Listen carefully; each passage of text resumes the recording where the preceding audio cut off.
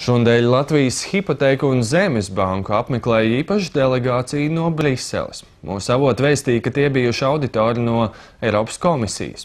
Viens no viņu uzdevumiem bija saprast, vai banka pagājušo gadu palielinot kapitālu drīkstēja izmantot Eiropas struktūra fondu un Ziemeļu investīciju bankas naudu, kas domātu uzņēmēju atbalstam. Bankas īpašnieku pārstāvis Finanšu ministrijas valsts sekretārs Mārtiņš Bičevskis uzskata, ka tā ir vien tehniska formalitāte. Nauda tāpat tikšot izmantot paredzētajiem mērķim, nevis uzkrāt, lai izmaksātu sindicēto kredītu aizdevējiem šogad augustā. Turpina ekonomikas korespondents Kristaps Petersons. Banku krīze 2008. gadā secen negāja arī Hipotēku bankai.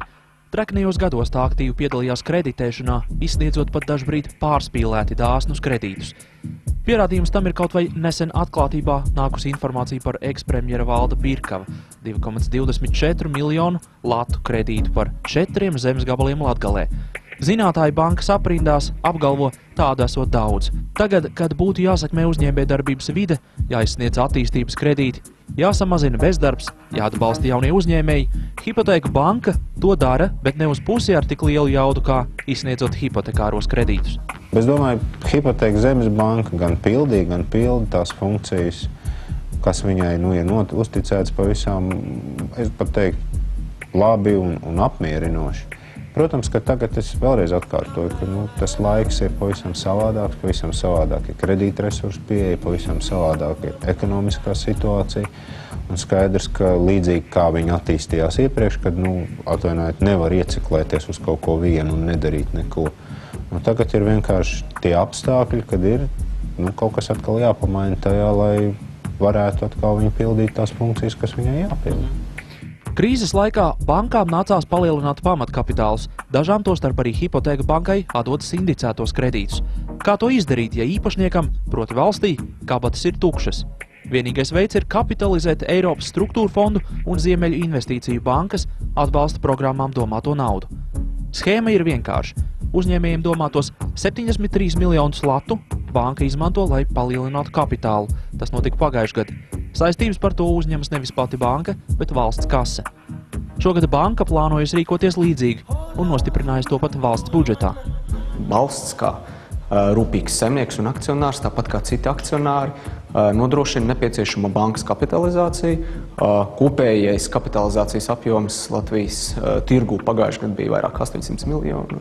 Latvijas Republika to dara turklāt ar sev ērtākajiem un atbilstošākajiem risinājumiem, šajā gadījumā izmantojot jau ilgtermiņa saistības, kuras valsts ir uzņēmusies. Tas tāds tehnisks jautājums, un otrkārt jau varbūt arī ka labi, ka tā, jo tādā situācijā bija tad, kad tiešām tai tautsaimniecībai bija šīs programmas pieejams, un tur bija tā nauda, ko paņemt arī tirgū starptautiskajā, ko varēja novirzīt tautsaimniecībai. Es domāju, ko Hipotēku Zemes banka arī ir darījusi, un ir daudz, noteikti uzņēmēji var pateikt, ka viņi ir pacēlušies, un daudz cilvēku var pateikt, ka ir uzlabojuši savus dzīves apstākļus, pateicoties Hipotēku un Zemes bankai.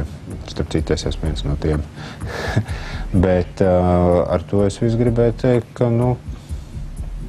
tā tas vienkārši bija.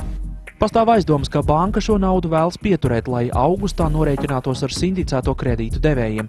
Uzņēmējiem nāktos pagaidīt rindā. Lai pārliecinātos, ka tā nenotiks, Eiropas komisija šonedēļ rīkojusi bankā auditu. Tā liecina de facto rīcībā esošā informācija. Komisijas pārstāve Latvijā Iveta Šulce norāda, ka Brisele savu atzinumu sniegs tuvākajā laikā. Vairāki Eiropas komisijas ģenerāla direktorāti pat labam izvērtē. Proti, tas ir konkurences ģenerāla direktorāts un tas ir reģionālās politikas ģenerāla direktorāts, kurš apsaimnieko struktūra fondus. Un tiklīdz būs kopīgs slēdziens, es varēšu publiski paust viedokli. Pat labam ir vērtēšanas process un līdz ar to es vairāk neko pastāstīt nevaru. Tāpat iecerēts banku pārveidot. Tas nav nekas jauns. Taču mūsu rīcībā ir informācija, ka paralēli domām par attīstības bankas izveidi, kas beidzot atbildītu valsts bankas funkcijas, pastāv doma to pārveidot par kārtējo atbalsta programmu administrējošu iestādi, tādu kā Latvijas investīciju un attīstības aģentūra vai lauku atbalsta dienests. Šādā veidā iestāde izvairītos no Finanšu un Kapitāla tirgus komisijas uzraudzības. Avoti Finanšu ministrijā gan norāda, ka šī ideja ir saskārusies ar nopietnu pretestību. Šobrīd ir valdība apstiprināta stratēģija, kas paredz uz Hipotēku un Zemes bankas bāzes izveidot attīstības banku, finanšu institūciju, kura nākotnē nodrošinās valsts atbalsta finansējuma, administrēšanu un apsaimniekošanu. Un šeit ir vairākas iespējas, un valdībai apstiprinot gala plānu būs iespēja izvēlēties starp šīm iespējām. Un šobrīd mēs strādājam pie plāna, un debatēt, kāds būs apstiprinātais plāns, kamēr plāns tiek izstrādāts, vēl ir pāragri. Tā kā šobrīd mēs nodrošinām nepieciešamos darbus, lai valdība varētu lemt par to.